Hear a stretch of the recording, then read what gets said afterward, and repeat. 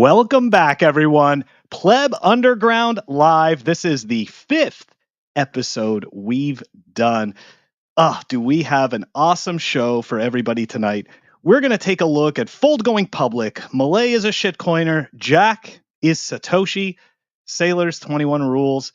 And possibly, if we have time, we're also going to take a look at some quantum FUD. And before I bring Humble and Ulric onto the stage, we're just going to take a quick word from our sponsors. Here we go.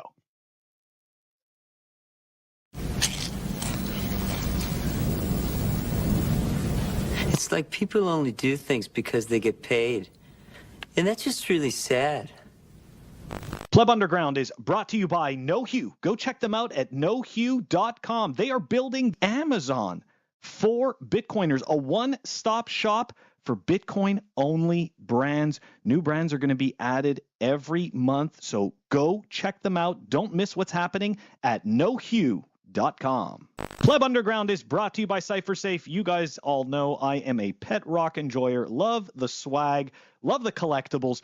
This is the ultimate Bitcoin collectible. That's right, guys. We're talking 16 ounces of solid titanium, the Bitcoin Rolo Triangle. Go check it out at CypherSafe.io. Pleb Underground is brought to you by ThunderFunder. Go check them out at ThunderFunder.com. ThunderFunder is a funding portal registered with the SEC and a member of FINRA.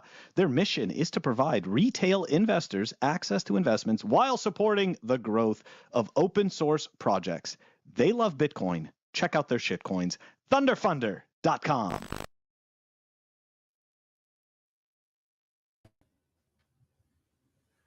Welcome, everybody. Welcome, Humble. Welcome, Ulric. Howdy. Guys, what's up? You guys ready?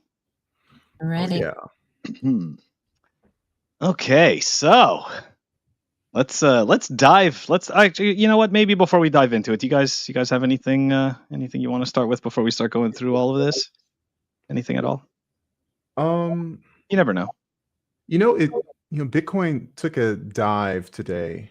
Down to 91,000, and it's just so funny. I remember how Bitcoin wasn't driven by Wall Street, 5-day a week, 9 to 3 trading, and it's just so funny. It's like it tanks, and you watch it on Saturday and Sunday, and it's stagnant. It's you want to poke it and say do something. And it does something, and Wall Street is throwing it for a loop. I've seen some positive news from Cena online recently when it talks about realized capital. I forget what the actual term is, but essentially, like the more Bitcoin is essentially traded and lives at these numbers, the more that value is realistic for the people that are looking at it as a form of investment, form of speculation. So I just feel like as high as it went from 60 to 90K like that during the Trump pump, if you will, that's the largest pump we've ever seen. And so I think that we should also expect a relative consolidation that's longer than we've ever seen. So the bull market's still here. It's just going to be a while before we have some real price action, I think. Any truth to Wall Street being in control? Because I've been seeing, of course, right, the whole Bitcoin has decoupled from from all the other altcoins. That's why alt season is dead. But then I'm also seeing from some of the more TradFi oriented people that we're coupling closer to Wall Street's movements, and some people I think are maybe in denial about this. I just wish that. I mean, I think that we go through phases of I guess correlation and uncorrelation. I just kind of wish that something would happen on a Saturday and Sunday once in a while. No, it's not moving average. It's realized capital. I forget the realized capital something. But yeah, I'm like live and I can't forget my terms. It's so sad. That's why we're live. But I do feel like I wish that the price would jump on a Saturday or Sunday, kind of like it was during in 2024 when it was spinning Wall Street for a loop. But those were fun days. That's when you knew when Monday came, all the speculators were trying to play catch up to what the asset is. And now I feel like right after November happened, it's just shut down on the weekend. So it's kind of disheartening, but hey, maybe this is the new normal. Maybe during the bear market things will change. We'll see. Yeah, I don't really like I don't enjoy the movements with the TradFi system, and I just want to add, it is not my birthday. Okay, so I don't know why people do this to me, but like it's not my birthday. So, but anyways, Humble, do you have anything to add to this this tone that Ulric is setting here? Because right away he comes in, right, drops the bomb, Bitcoin price down, it's dead, but the bull run's not dead. I just want to buy more. So I'm totally fine with that. I'm sorry. I know that upsets a lot of people. I was like, screw you and your bull run. Yeah, I know. I like to see 100K, but yeah, you're right. You're right. I bought some today. So, this is time for stacking. It is. So I think some people are getting afraid. Yeah, I think I don't know. I've got this sentiment that people are getting bearish. Yeah, they are. But I mean, Ulric's so right. It's like, okay, it did go up fast, so you could expect consolidation to occur, which is what's happening, and it's going to happen for a while, and that's okay. It's okay. And there's going to be more FUD. There's just going to be a lot more FUD. That's just the way it is. It's a game. It's the way the game is played. I don't know. Especially with the nation states getting involved. Mm-hmm. Yeah. Definitely going to get more fun. Okay. Let's dive into it because we got lots of stuff to go through. We're going to start off with for the people who don't know who Fold is, right? C. Reeves. Fold is what is it? I'd say it's like a Bitcoin gifts back card, right? Like I don't even know, right? Bitcoin rewards back, and they've gone public. And now they've also started to offer a credit card, and of course, some of the Bitcoin cheerleaders. This, I'd say, the beginning of last week when Fold went public, started to tout, and then be all excited about, hey, there's so much demand for these Bitcoin products. Anyways, let's take a look.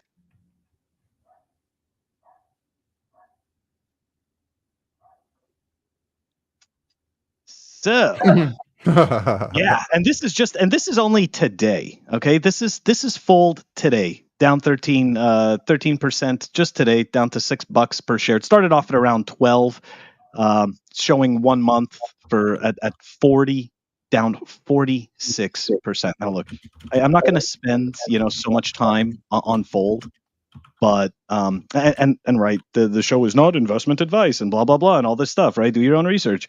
But look, I'm still not, as a Bitcoiner, right? I'm still not convinced that these businesses are, I see that Fold is lasting, right? But in my eyes, until we see earnings reports from a company like this, I would just stay away. Unless you understand that you're fully speculating and it is akin to gambling. Any thoughts? No, it's totally gambling. I wonder what it looks like compared to Coinbase, when Coinbase first went public. Because, I think that's typical. You see people excited, they want to get in.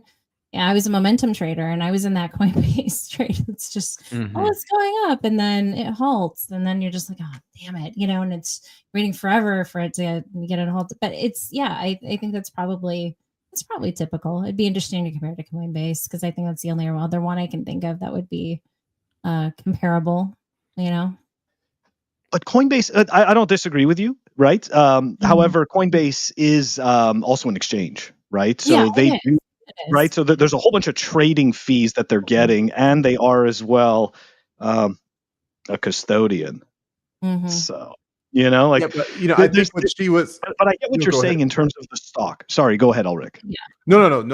If you're done, I think what she was saying is that she remembers her first foray into Coinbase when it probably IPO'd. Oh, okay. And I remember that as well because I was saying, it's like, oh, I'll buy a little bit. Yeah, it's like it sounds good. Coinbase is where most people buy their Bitcoin.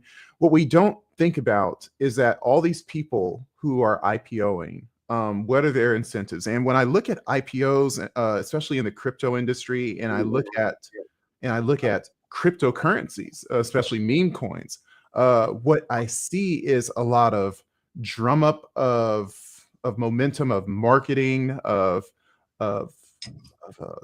not speculation, but narrative, and they all seem to do the same thing. Whether it's Coinbase Fold, Trump Coin, all Pepe, all of them, they Peanut the Squirrel, they release, they pop up, and they fizzle away. And it's because of all the early not adopters, but the people who had the coin before, or had the shares before, the owners, the people who were involved in the pre-sale, the people who were involved in the executive leadership before the company goes public.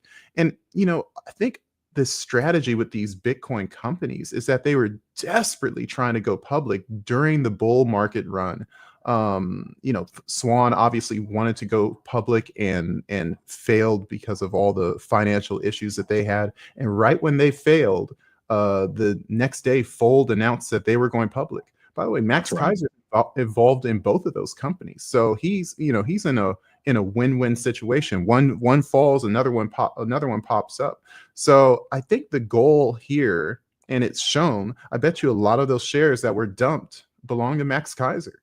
And a lot of these early Bitcoin poobahs that we walk around and worshiping, but at the end of the day, they're cultivating this farm of support from us plebs, and we are essentially their free marketing, where we go out and about and talk about all these brilliant companies, and we're so excited, and it's free marketing. And my mom, who's in real estate, she's always says the best marketing is word of mouth. And we have given these types of companies word of mouth marketing for years. And at the end of the day, they put their company out in order to basically get their riches and take off. And I think that, as nice as Corey Clipson has been to me, and the Swan Company has been an interesting experience, to say the least, I think that was their goal as well. And it would be surprising. When they announced that they're no longer going public, their COO left immediately. She was like, "Well, I'm out. There's no reason for me to be here since we're not going public." So it's like you see the incentives of these, what would you call them? I forget the term. The Silicon Valley type, the venture capital type. They live for the IPO to essentially pump it up, get the price that they need, dump it, and move on to the next one. That's not exactly free market capitalism. It's kind of like running from one scam to another. Whether the scam is functional for a while or not is beside the point.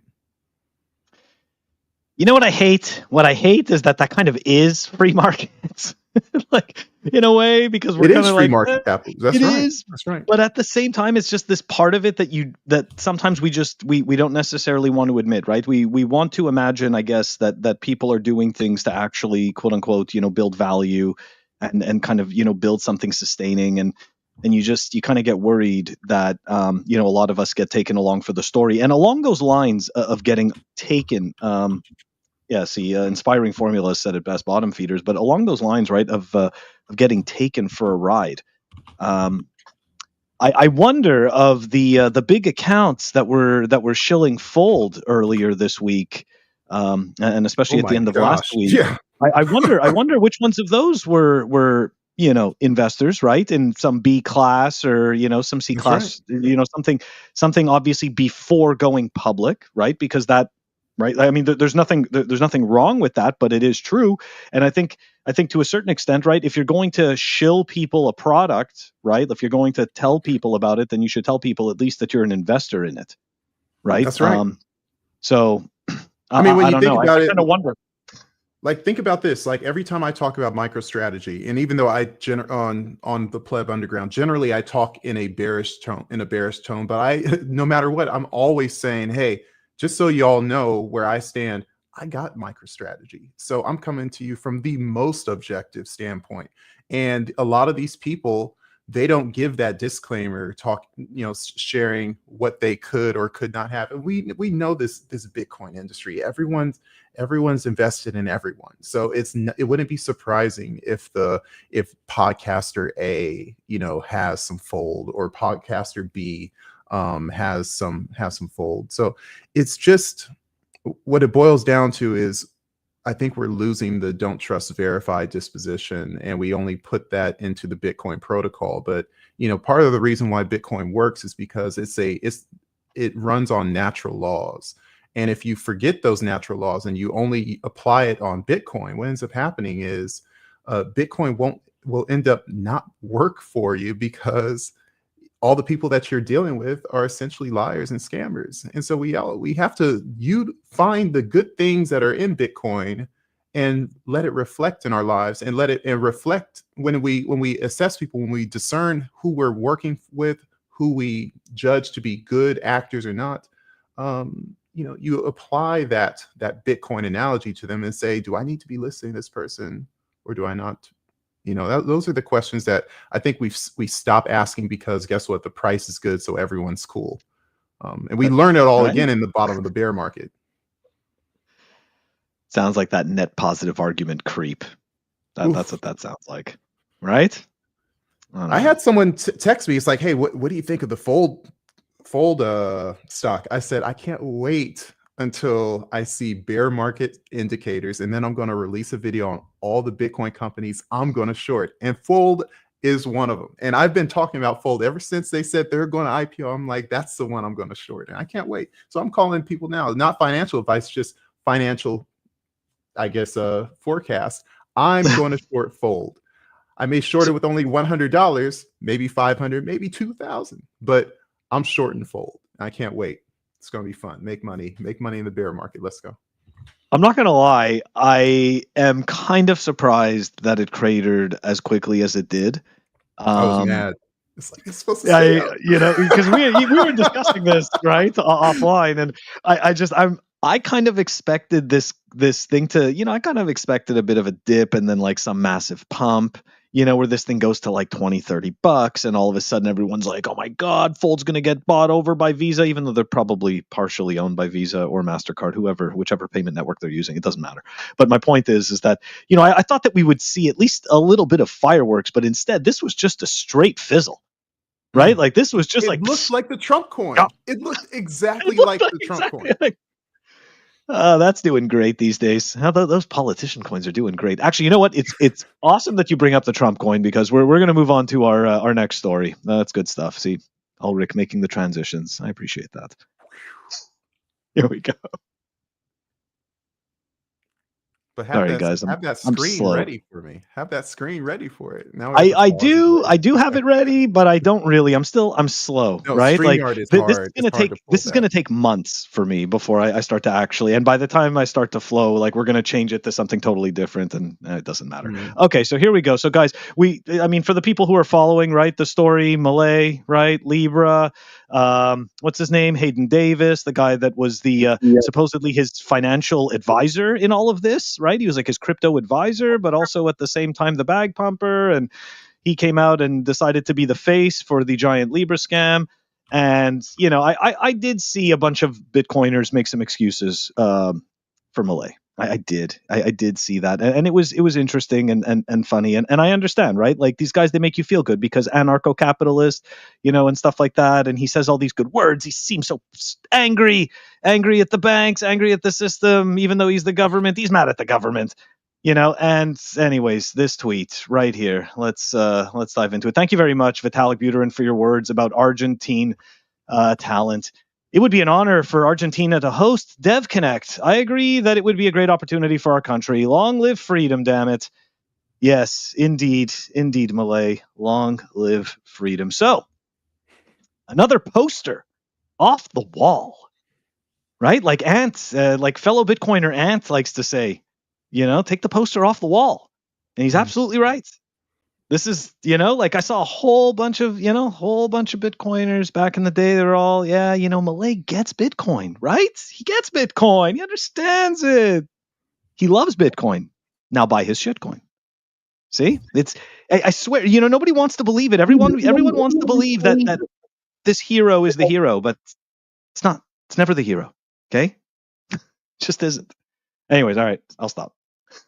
Humble, you want to go first? I mean, the man doesn't brush his hair because he doesn't think it's important to brush his hair. It takes too much time. So Not gonna lie, I wish I had that hair. I was inspired by that. I thought, well, that makes a lot of sense because time is energy, and why spend time? Yeah, see, Ulric, you're wasting time right now. Why are you doing that? No, I don't know. I mean, when he came on the scene, I was like, oh, you want to love him, but then you're just like, how is he like everything? There's no way. And then I'm just like, is he? It's just like this typical. You see these people. It's almost like they have this acting background. Like they know how to do everything right, say everything right, do all the right things. And it just kind of looked like a show unfolding to me. So, yeah, I was never completely, I don't think I was. I'd have to look back at my post, but I don't think I was ever like, oh my gosh, this guy's amazing. More like question everything. In all fairness, right? That type of stuff came from a lot of the the bigger influencer accounts, right? Like the for the most part, quote unquote, average Bitcoiners, I think that there's a good portion of us that actually do reserve our judgments, but maybe I'm just being optimistic. Ulric? Well, I mean, I'll say that I wrote a piece about Javier Milei in a very positive light. I released it on Simply Bitcoin's Substack. It's still there, and I was proud of it at the moment. And a lot of my leftist friends absolutely hated the notion of this guy who wants to tear up government services. And I'm like, I've worked for the government at one point. I worked for the DoD, and I'm still near to them in my profession now. So it's like I see the waste. And so for him to say that he wants to tear down 7 ministries and combine them into one, he is sort of like the Doge before Doge was there. Doge is probably taking a hand from what Milei did. The problem is that these people, when they get into power or when they have an eye for power, there is truly only one way to have power in this modern day, and that is control of the money supply, and whether it's a private form or a public form. There's a lot of private monies with a lot of control. I think we're leading that narrative where it comes down to CBDCs are essentially stable coins, and so Ethereum is not decentralized. So he invites Vitalik Buterin into Argentina, and he works with him in ways to incorporate a private money that he can control even more so than all the red tape and yellow tape of fiat currency. So it's like power is something that you would hope that politicians would like to, when a politician comes in with all the things that they say, that they'll live up to what they promise. But it's disappointing, to say the least. He was probably the closest thing to a hero that you could have from outside looking in. I know there were a lot of people who were always shorting him, and that's fine. I think this is a live and learn from an outside looking in. I can't imagine what's going on for the people. Again, I do know that their inflation did go down, so he was doing some things to curb crazy government spending. But yeah, he's a shitcoiner at the end of the day, and he never really cared for Bitcoin because Bitcoin doesn't give control to the politicians, or doesn't give power to the elite class, doesn't give power to the affluent class, and that's something that's going to be a hard pill to swallow every time that we look at a strategic Bitcoin reserve. We look at a president hyping up Bitcoin, a senator hyping up Bitcoin. They look at that and they see a dead end. They see an end to their power, and they're not there to end their power. They're there to manifest it and to grow it. So Bitcoin, there are no rulers. I like that. I appreciate that. But You mentioned the SBR, and I didn't even want to talk about it this episode. I thought we'd be able to get away from it, but like, I gotta tell you, those bills seem to be failing. It's not. Still feel like they're not passing. Yeah. I just saw another one today. Which one was it? Was it Minnesota? Minnesota, No. I think. I would think it was Minnesota or North Dakota. I don't know. Like both of those kind of ring a bell. But I mean, how much of them actually mention Bitcoin, anyways? Isn't that something that I think 5? Is it 5 out of all of them? I started doing some research. It was like there was a total of anyways, at one point there was a total of 18 bills, then it was up to like 22.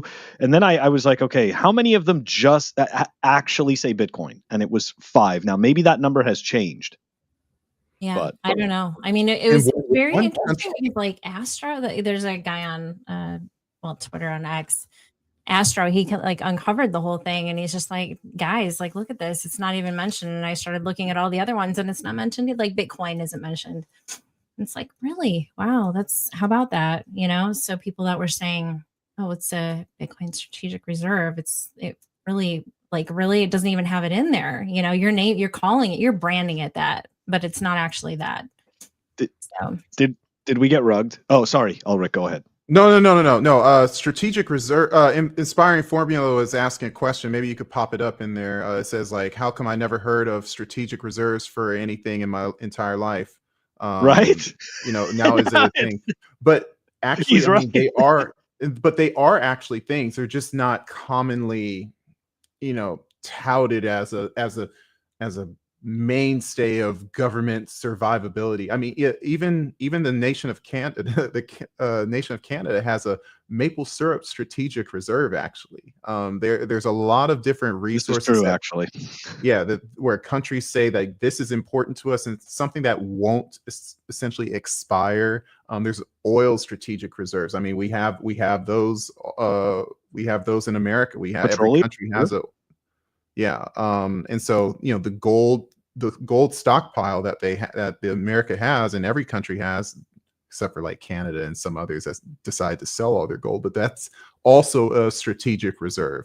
So the U.S. has a cheese reserve. I didn't. That's pretty funny.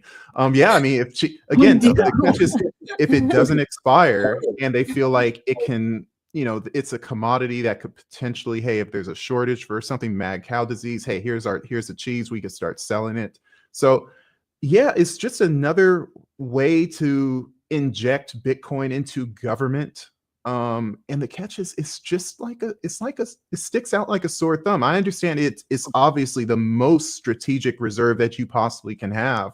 But again, people are looking, how can they the government's looking, how can they capitalize? They can't capitalize on Bitcoin. So what do? They turn the strategic reserves into stable coins or digital assets. And yeah, I did a piece on it with the Pleb Underground, a 12-minute video. You guys should check it out. It's in our videos on the YouTube. And you know, Wyoming looks good, Pennsylvania looks good, North Dakota, New Hampshire, and Ohio looks hideous. There's one other that looks hideous, I can't recall. Oklahoma looks kind of whatever, but most of them, yeah, they're looking to incorporate kind of like sneak stable coins in there. And stable coins are a Trojan horse for CBDCs. So, you know, Trump says there will never be a CBDC, but guess what? If the CBDC happens to be a privately owned digital asset, they solve the same solution under a different name. Okay. Sorry. Go ahead, Humble. No, I was just wondering, when you mentioned Wyoming, I thought I heard something recently that it didn't pass. Again, I don't know if it passed or not. I'm looking at the quality of the bill. That's what I read too. The words that they were using was much better than the type that and North that would make Dakota sense. or Massachusetts did. Yeah. Mm-hmm. Okay, so I got one last question about the SBR before we move on to the next thing. Even though I didn't want to bring it up, but Sorry. Okay. That's okay. It's not your fault. We just can't help it because it's essentially this sticky topic that just comes around over and over again. And it's awful. But anyways, the point I'm trying to make is this, right? When we see people talking about 5D chess, right? You know, like this is all 5D chess, and this is how we Trojan horse the government, and this and that. I started thinking about it. That is it really that we're Trojan horsing the government into Bitcoin, or is it that these entities are Trojan horsing us into them being able to kick the can down the road even further by using Bitcoin as the Trojan horse? So it's Or like a get us psyop within a psyop within like a prison or something. I don't know. Or get us to adopt something or accept something that doesn't actually benefit us. I mean, Dennis Porter's been walking around saying that Bitcoin is a single issue voter, but guess what? If you vote Bitcoin is a single issue, but if you say, hey, we'll adopt Bitcoin as long as we murder all our 2-year-olds, is that still good? You know, it doesn't make any sense that we just walk around and as soon as someone says Bitcoin, or you can word replace so it looks like Bitcoin, it still makes sense. It still doesn't hold water from a rationalism standpoint, from a benefit standpoint for the individual. So we have to be good researchers. There's a reason why we say do your own research. It's crazy, but guess what? During a bull market, everyone just celebrates when we hear buzzwords. And it really goes to show how low we fall when the price is pumping. We're easily fooled. It's a very sad state, and that's probably why we have these boom bust cycles. Maybe if we stayed a little more stoic, we'd end up curbing that volatility a bit. Wyoming failed. So yeah, it was a pretty good. Well, I read it word for word. Looked nice. Nice as a government bill about Bitcoin could look. It has nice words. All right, Humble, any last thoughts on this before we move on to the next topic? No, I think we could go on and on about it. The only thing I was wondering about, do you guys recall hearing something? This isn't going to go into great detail, but do you recall hearing something that we're missing Bitcoin? The U.S. government was missing Bitcoin? Yes. Yeah. I'm actually going to be doing a clip on that because it's weird, right? Like, how much is it? Like $6 billion worth of Bitcoin or something that supposedly the Biden government just can't seem to find? The U.S. Marshals, yeah. The U.S. Marshals, thank you. That's right. The U.S. Marshals. The U.S. Marshals is in control of all the Bitcoin that they've custodied, and just kind of like any of these audits, whether it's on the Pentagon or any government service, they kind of like, oh, we can't find this money. I don't know if that's just a casual excuse so they can have people leave them the hell alone, but it's kind of convenient. So and it begs the question, what the hell will happen to Fort Knox when they haven't been asked to audit that for 50 years, and all of a sudden Elon and Trump are coming and knock on the door. Maybe that's why he's saying we're coming so they can get their ducks in a row. Oh, there's just so much to talk about. We're not even talking about Fort Knox, but look, okay, quickly about Fort Knox, right? But we'll do it quick. So, because it can't help it, right? So, it doesn't matter. Like, I don't know why all of a sudden, like, and this is the thing, right? Like, this is where I don't understand, I guess, where I just don't feel like I'm a human sometimes, because all these people are getting like, oh, well, what about when they audit Fort Knox? It's like, we've been printing money for years. Well, what does it matter how much gold we have? This is irrelevant. Why are you pretending? And then on top of that, you've got Bitcoin influencers that are sitting there saying like, yeah, we're going to find out what happens when they audit Fort Knox. What are you talking about? You're a Bitcoiner. You know that this means nothing. You know this is irrelevant. What are you doing? It's anyways. I feel like I'm taking crazy pills. Irrelevant if you want to throw in Peter Schiff's face, though, right? I mean, isn't that why a lot of Bitcoiners want to know? Oh, he's been down bad forever. I mean, come on, 16 years of being wrong. Finally, it gets to all-time highs, right? Finally, it's like, oh, gold's making it was never there. He was in a failed captured asset. Yeah. They let it have some air. They're like, here you go. Here's some sunlight. They put you back in the box. I'm sorry. Yeah. I mean, I think the Fort Knox thing, it's weird because gold, I always want to sit there and ask, what if it's not there? And I've sat there and asked AI. I've done research on gold websites. They don't really give a reason why why gold has any value in this fiat economy anymore. They just say it has history, it has precedent, and it's a sign of stability. But if it's a sign of stability, Canada's one of the 7 strongest countries in the world, and they have zero gold. They sold all their gold away, and all they have is a basket of what do you call it?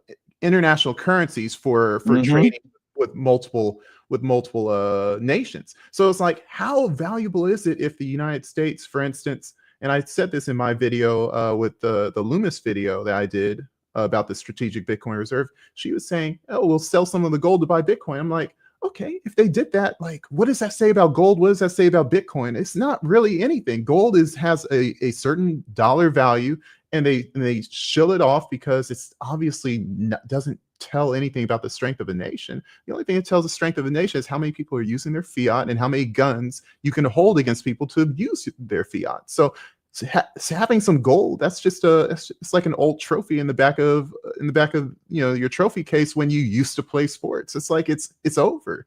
And it's just funny to see the gold bugs really think that it pumping to 3,000 over the course of how many years, like you said, makes a hill of beans a difference. In this day and age, like if that's your big strategy, buy gold, and you miss out on on the AI pumps and the Nvidias and the Bitcoins and all of these things to actually make you some decent change. What a clown! Just what an absolute clown! To miss all that, and just because you want to buy gold, and paper gold probably at that. In all fairness, right? The pessimists don't own the future. It's the optimists. And gold bugs are usually pessimists. They need the world to end in order for them to stand up and thrive and say, you see, I won. You're all dead and you need my gold, apparently. Even though you can't eat it, you can't do what you need with it. You need guns, you need water, and you need land to grow some food. Gold exactly. Goodness. Yeah. That's good stuff. Okay, Humble, do you have anything to say about the Fort Knox stuff to finish off before we move on? Or no, I mean, I just keep on seeing things that they're talking about live streaming the tour of Fort Knox. That'd be pretty cool. Yeah, I don't think they'll do it. No one's seen it, but what is it a distraction for?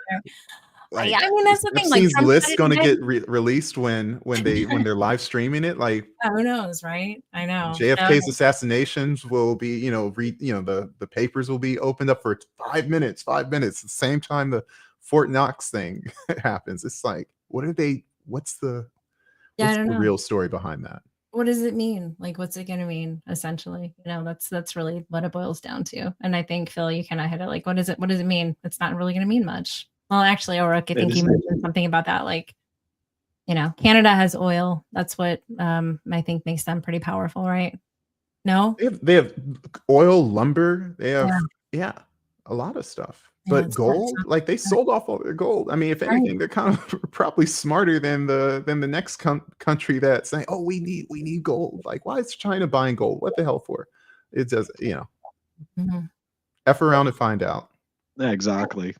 And before we move on to the next one, I just wanted to mention Meme Hub put out this awesome meme of the I think it's the Fort Knox starter kit, and it was just a brick with a gold spray paint. Oh yeah, I saw that. It's like, yep, that's it. He nailed it. Live stream, right? What are we looking at? How are we supposed to? Like, what are we looking at? I know. It's I mean, you don't know. That's exactly it. Like, maybe that's what they're doing right now, because they could very well go in there and they're just setting it up. They're like, all right, wait, do we have enough gold spray paint? Let's get some more gold spray paint. I mean, who knows? I don't know. I honestly, I put out a meme today. I'm not, a meme master by any means. That's a couple of years ago. I was probably doing pretty well there.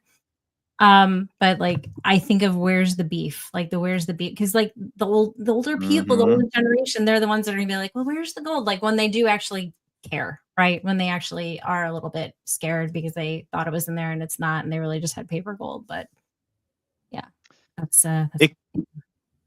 It kind of reminds me of the show, right? That I think you and I mean, we've talked so many times in Spaces, but essentially, when you go to a bank, right, like the bank building, you've got the security guards there, right? You've got the vault in the back, it's all this protection, the camera systems, all this good stuff. It's this big show. And in the meantime, you've got the armored vehicles they pull out front. They've got the holes for the guns, the guards, and the guards have the extra guns. And they're protecting all of this paper.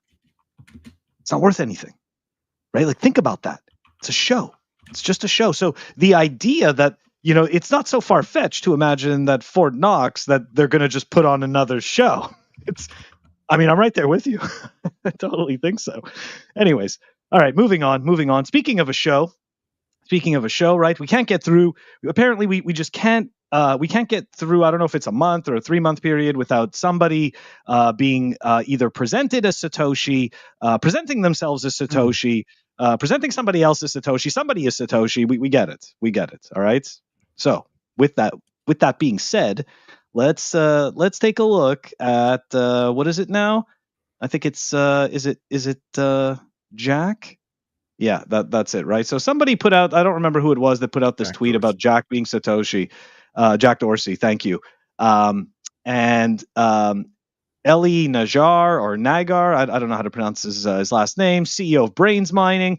He put out this really thoughtful rebuttal, and just it's just really like I don't even care about the reasons why people think that he's Satoshi, because I'm just going to go through the rebuttal because it is complete nonsense, and this is, to me, what we should all be paying attention to, because trying to guess who Satoshi is a totally it's an effort in futility.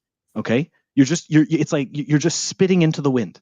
So at the very, like, I've gone through this myself. It was wasted mental energy. I would have been better off reading something more useful or learning how to code. Okay. Anyways, so here we go. Jack Dorsey is a web developer, payments entrepreneur, and Bitcoin advocate, but he is not Satoshi Nakamoto. So here we go.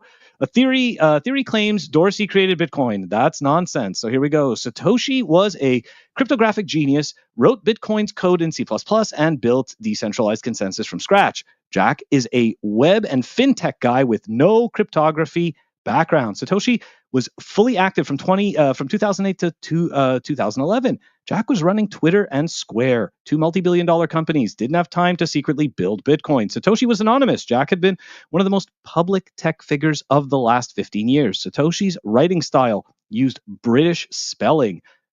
Jack writes, well, like an American. Satoshi's 1 million BTC never moved. Jack has never signed a message from those wallets, proving it would take 10 seconds. The so-called evidence is ridiculous. Jack visited Japan in 2008. Some blocks match his family's birthdays. He once joked about it in an interview. Jack believes in Bitcoin, but he is not Satoshi. And in all fairness, right, I get it. You know, people could see that as me just wanting to believe that and not wanting to believe that Jack is Satoshi. And I mean, look, you know, that's fair enough. But yeah, to me, I truly don't actually see any real compelling evidence that Jack actually is Satoshi. And I just think it's nonsense. And at this point, I think in this particular cycle, are we up to, besides Craig, because Craig is just like herpes, just doesn't go away. So I don't count him as a fake Satoshi always around. He's just fake Satoshi always around. But how many have we had this cycle now?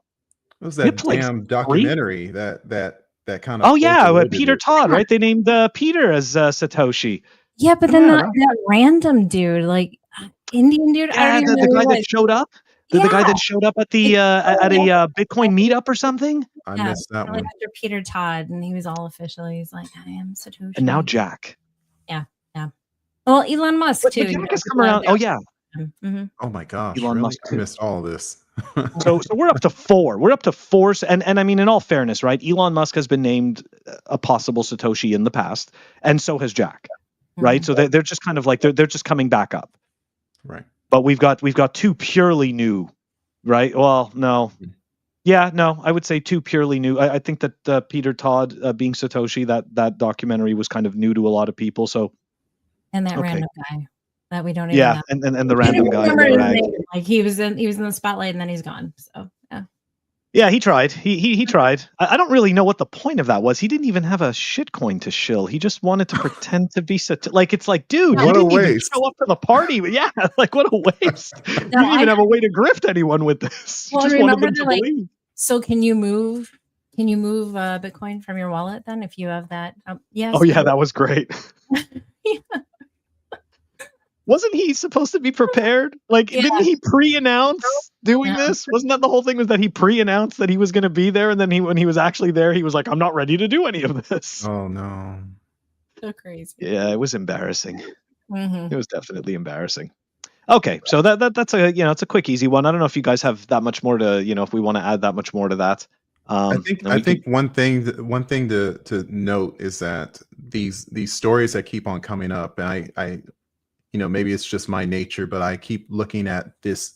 What is the human problem with this cycle that we go through? And I think what it boils down to is we always have to find a king. It's like, from the Israelites, not to get too biblical, but the Israelites, they wanted a king back in 1 Samuel, and like Samuel said, you don't want a king, trust me, you don't want a king. And then it's like, no, we want a king like all the nations around us.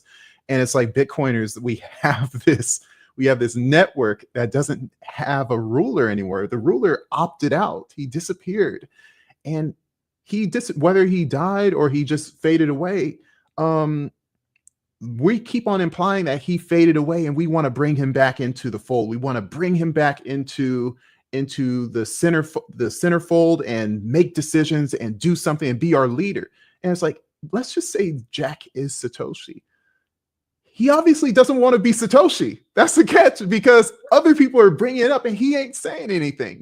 If Elon Musk was Satoshi, he's not saying he wants to be Satoshi. So it's like all these people, they're saying, we want you to lead us. We want you to lead us. People need to stop worshiping other people. They need to take this gift that we have, which is Bitcoin, a truly decentralized network, and stop looking for a king. Otherwise, you may get what you asked for, and it's not always pretty.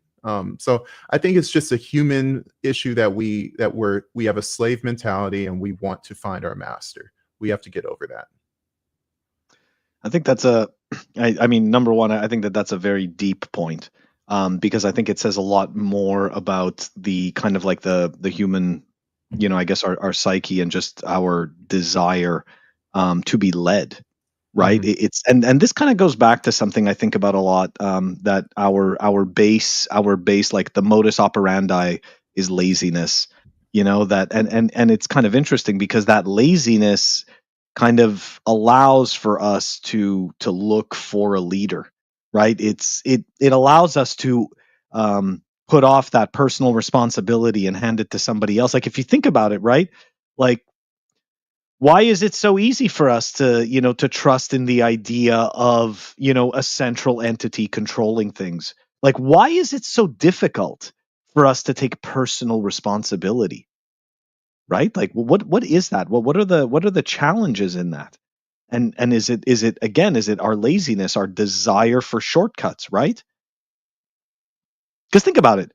If people were truly personally responsible, do you think Philip Morris would exist? Right? And again, I think it's people's choice to smoke and stuff like that, right? They to each their own. But do you think like that company would have gotten that big? Because I mean, if you had to take personal responsibility for that, right? All of a sudden, you're getting sued for every single person that gets lung cancer. Like that's, like maybe you're not going to make that product. Maybe you're going to make a different product, right? I don't know. I think the idea that we've been able to offset this personal responsibility to centralized parties has made it possible for us to, number one, create very maybe very good things, but at the same time, it's a double-edged sword, and we've also created some very terrible scenarios as well. As we've seen throughout history with fascist governments, totalitarians, and stuff like that. Like, I don't know where I was going with that. So, no clue. That's okay. You're just reviewing how bad. You're just reviewing how down bad the human race is, and we just. But there's hope. But there's hope. We have Bitcoin. Sorry, Humble. Go ahead. That's right. Bitcoin, yeah. If anyone didn't know, Bitcoin fixes everything. Okay, remember that. Just remember that it fixes everything, guys. It doesn't, and it's. Just have to keep saying it over and over again. Yeah, it's. I mean, in 2020, it did. That's what everybody was saying. It fixed it, but now it doesn't. No. I guess what I think of is if I knew this information, what would I do with it? Like you knew first, like however you found out, it was like solidified. You absolutely knew that it was true. You knew who this person was. What would you do with that information? And then, everybody has different personalities. They're going to do different things with it. But then, like, why would you if you were to me, it's so much about ego. Like a lot of it is just like we're talking about, how people are wanting to present the information, but I want to be the one who knows who he is. I want to be the one that puts the information out there. Oh, what if this person has a family? What if this person is now at risk? What if you're on to something here and now you've really screwed this person over? Like all because of you, now this person's life is just, their kids can't even go to school anymore. I guess that's the type of thing that I kind of think about is, if Satoshi's out there right now, it's probably a really tough life. And why would we want to know? We have this gift that is Bitcoin, and why would we want to do him like that? I guess, for lack of better words, like it's just let it be. It's fun to think about it, but to dive deep and say, well, it's because of this and then I've done all this research, like, touch grass. Is it also maybe kind of this this desire to like tear people down? Because you notice like that seems to be something that happens, right? With everybody that has meteoric rises, right? Like the seemingly this, this body of general public decides that they want to tear you down, right? And obviously that it's just kind of like this mob idea, but we often see it happen, right? With so many different, with so many different actors and musicians. Happens in and sports like all that, the time, right? Sports, it's like, I mean, I'm just thinking about Michael Jordan, and I'm like, you know what? I'm like, he's pretty squeaky clean. Like, there's like a few. Back in the day, like no, I mean squeaky clean, but like back in the day, I was very young. But I just remember nuances of hearing how the media didn't like how he was a ball hog, that he took too many shots. Oh, that's right. Yes. Yeah, so it was actually it wasn't a team player during the time. Yeah, it was during the time when he was winning championships too. So they were looking for reasons to discount him while he was very successful. The same thing happened, say what you want about Diddy and LeBron, I get it, but the media has torn apart LeBron James for years because of his success in basketball. Tom Brady was very similar. So it's just, I think it's a media nuance where, and again, we get back to the mainstream media, they take control of a story, of a narrative, and they have control, not the big rich guy who's doing all kinds of crazy things it's like the person who's doing all brilliant things, whether it's a president or an athlete. Now this dude who has a journalism degree says, I have control of the narrative, and they run with it, and they know how to manipulate people, they know how to tell a story, and normies like us, we bite into it, we eat into it, and all of a sudden that props up the story even more. It goes viral, and it's not real, and it's destructive. But it's the human case. We like to crabs in a barrel kind of stuff. Yeah, maybe we crave the drama, Maybe that's what it is. Okay, we're going to maybe we're done with that. We're going to move on to the big thing here. I think it's going to be our final topic of the evening, because so far this has flown by. A lot to talk about, man. A lot happens in a month, right? Like that's a lot happens, especially in Bitcoin. I did a quick little review for my next video, and I'll preview it now. Month over month returns. And again, this is like all price, so I only talk about it for 15 seconds in the video. But month over month returns, we actually average every 4.42 months. We have a plus 25% month over month. So what happens in a month? We've had now, as we're entering into March, it's been 4 months since the Trump pump. So we're right on the edge of where, especially during a bull market, where we should see some price action. I'm not promising it because it is an average. We could just push all the way out to the end of the year, but it's looking good where maybe that consolidation is coming to an end, just being maybe a little hopium there.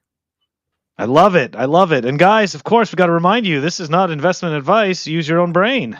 That's right. Make your own decisions. So, but yeah, it sounds good to me. Please, Go ahead, Humble. Please. No, just to follow that. Sorry, Humble. I was thinking about what I was going to say. What was that, Ulric? What did you say? I said, pump my bags, please. Oh yeah. Okay. I would prefer Jet, but that's okay. No, I like what. So if they don't find the gold, right? They don't find the gold. What's going to happen to Bitcoin? What do you think? I mean, I think it gets a little bit of a pump, but it'll just be kind of like a short-lived like excitement type of thing, right? Like I don't think it's anything meaningful, right? Like if they don't find any gold, because at that point, right, people are all of a sudden going to remember all the articles that have been written throughout the years about how Fort Knox really has just a bunch of data centers mostly. And like it's like and also like if you go take a look, right, if you go read about how much gold they have, I think Take the Ride posted it in the comments before. I don't remember how many ounces of gold they have, but then it says that like that number may be may be incorrect, subject to an audit. Are they really moving gold around that much that on a daily basis Fort Knox is not sure how much gold they have? I mean, are we really like? Is that really happening? You think so? I don't think so. They I don't really think had so. some dues owed to China, man. They really What is had that some shit? dues. Nobody's like where do we get this idea that they're moving all this gold all the time? They're not. It's just if they actually have something there, it's thank you, Take the Ride. 157 million troy ounces. So you're gonna tell me that's just shifting around? Just shifting around? They constantly need to audit this? It's fucking No, bullshit. there's underground tunnels that they. Well, move in. remember when the banks crashed? The underground tunnels. The underground tunnels. I'll let you know if Stop that's that. true. I'll speak to my network. Why did you say that? I can't help it. You mentioned tunnels. Come on, I'm Phil. I can't help it. I went there. It's me. It's okay. Oh, I can make fun of no. myself. Okay. Anyways, I'll say this though. Remember the banks when the banks I crashed? was referring to like tunnels in general. I was not referring to any. Not I knew associating it with exactly. anything. That shows where my mind is at. Oh my gosh, too God. much Twitter. Too much Oh, Twitter. man. Yeah, way too much when Twitter. the banks crashed, remember the crypto banks crashed, SVB, Silicon Valley Bank, and the other one, I forget. There were like 2 or 3 banks that crashed in January 23, March 23. Bitcoin shot up. That was the end of the bear market, essentially. And so when I think about what happens if Fort Knox doesn't, I don't think there's zero gold in Fort Knox. I think there may be gold missing. So if that's the case, I think that would be a positive reaction for, gold is missing. That means that gold's unreliable. Buy Bitcoin. I think that would be a reaction. I could see a 7% pump, just like a medium-sized bank in California crashing. So I'm bullish on, audit them real quick because I want to see what happens. It'll be an interesting use case for, when potential, I don't want to say black swan, but dire kind of one-off events happen. Like, how does that reflect on Bitcoin? I'm always intrigued by those things, so I'm excited to see. We're just suckers for drama. We are. Like that. That's all I'm hearing from you. It's like we just want to see what happens. Am I not in throw Bitcoin? the match and walk away? Is all my net worth not in Bitcoin? Exactly. Yeah, right. I want drama.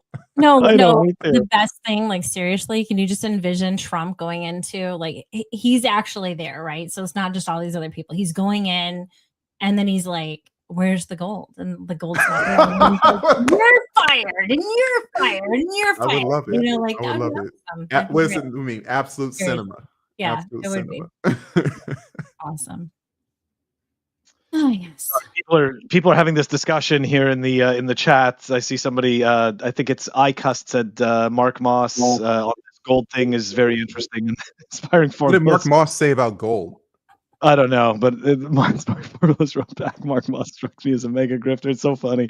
Like, I sometimes feel like Inspiring Formulas is actually on Twitter, but he pretends that he's not.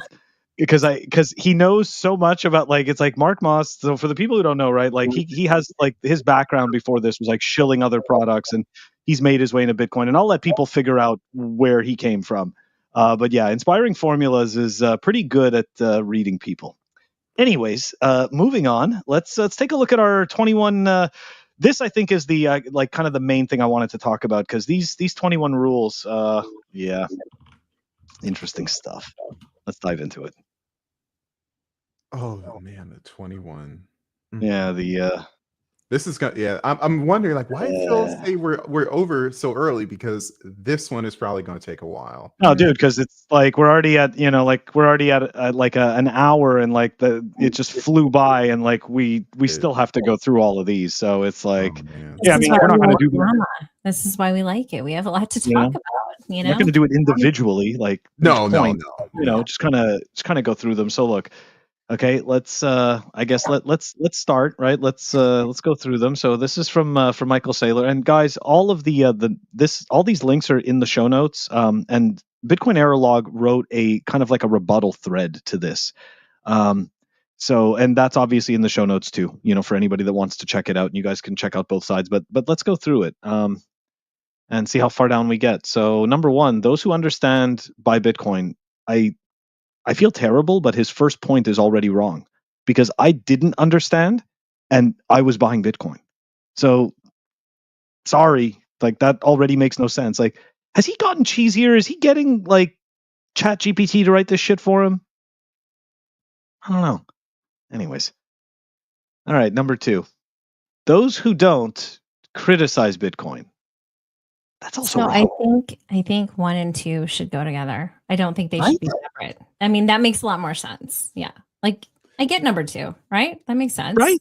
Yeah. But those who don't understand criticize Bitcoin. Yeah, because if you don't okay, what does he say? He says that people are always critics before they get into it. It's not like you're ever like a fan of Bitcoin and then you get into Bitcoin. You're always a critic. You always are pretty much like, what is this thing? This is ridiculous. This is so stupid. So I want to give an executive summary on these real quick, and like a real bottom line up front, because what we have Saylor. We haven't gone over to John Carvalho's rebuttal. No, that's all it is. But I think what we see is the rebuttal is almost like it's funny. Like, we look at 21 steps for Michael Saylor, and are we really going to say that everything about what he says is absolutely wrong?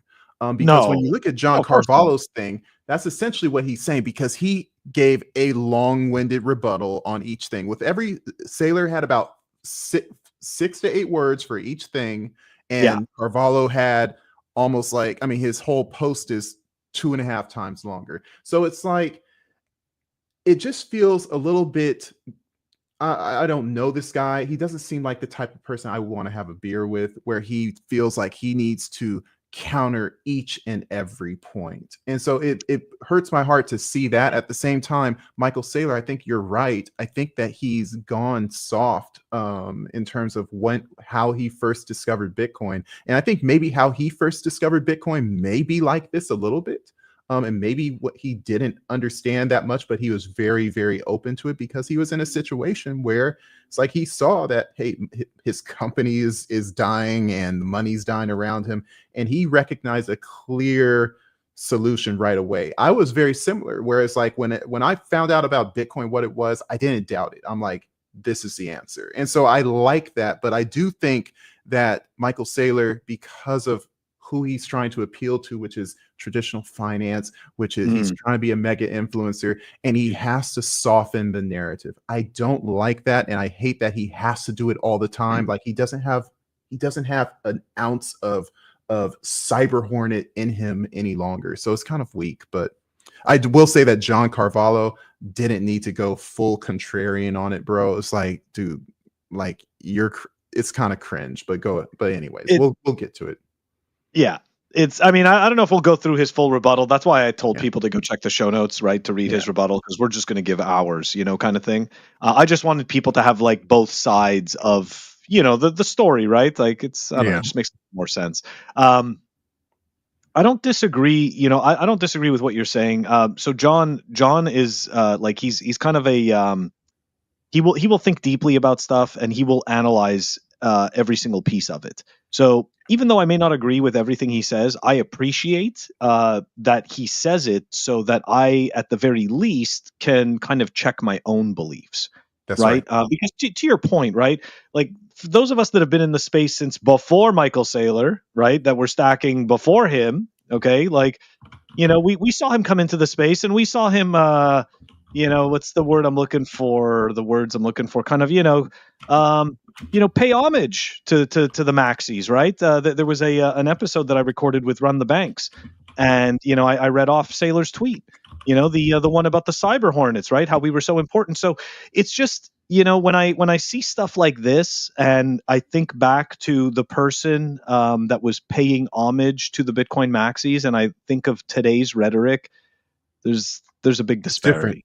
Yeah, it's like different, right? It's a little bit different. Okay, let's continue through, because there are some specific points which are really genuinely like, dude, you're talking through your incentives here. This isn't about Bitcoin. This is about your incentives. Go to those that you think. Yeah. What are you thinking? Well, I got to go through them, guys. Okay. Yeah. So the third one was, everyone is against Bitcoin before they are for it. No. You know what? To a certain extent, I think it depends on who. It's like, for me, I came to Bitcoin for medium of exchange. So I needed a solution, and Bitcoin was that solution. So it's not even about being against it. I needed a solution, and it was the solution. What are your guys' thoughts on that? It just goes back to... Yeah, go ahead. Oh, sorry. No, go ahead, Humble. Go ahead. Sure you have something better to say. No, girl, go ahead. No. Real quick, I just goes back to number one, I think. I mean, I don't agree with that. I wasn't against Bitcoin personally before I knew about it. I mean, I didn't understand it. That's essentially what it is, I think, for a lot of people. Of course, there's a lot of people that will say that they're against it, but there's also just not understanding it. And they are different, I guess, right? Being against it and thinking it's a scam, but you also don't understand it then. So I don't know. If the end result is you're against it, I don't know if the reasons matter. I guess that's part of the nuance, right? I think it's really crazy to think that regular people are against it. And it just goes, if regular people are against it, it shows how much of a broken normie soldier they are. It's like, dude, when did money become, an affiliation? It's just it's kind of weird, so it just goes to show how brainwashed some people are. And I live in California. I work near, federal, employment. And I get the full dose of normie activity. So it's really sad. Now, I will say that everyone's against it before they're for it. I'll tell you, when I got into Bitcoin, I was wondering, where do I put my money? Because I was, I just sold a house, and I didn't feel like I could get the next house for the amount of profit I made, because I was seeing the house prices were going up, and my profit was going up from the house I sold. But it's like, I'm not getting more house. And so, that's my whole story. When my dad told me you should be investing in Bitcoin, and I was like, no. Well, I mean, not no, but it's like, well, Dad, I already have some. He said, no, you need to get a whole lot and then do your research. I'm like, okay, well, I'll go get some and I'll do my research. And I'm like, oh. And it's like, you didn't have to tell me twice. So I don't see where now, maybe, I don't agree with 3 at all. And that's me. Maybe it's different for other people who are like, oh, no, I have 8 kids and 3 car payments and a mortgage. Maybe they think that that's a little scarier. I didn't have that. I had liquidity ready to put somewhere, and it just sounded like the right place.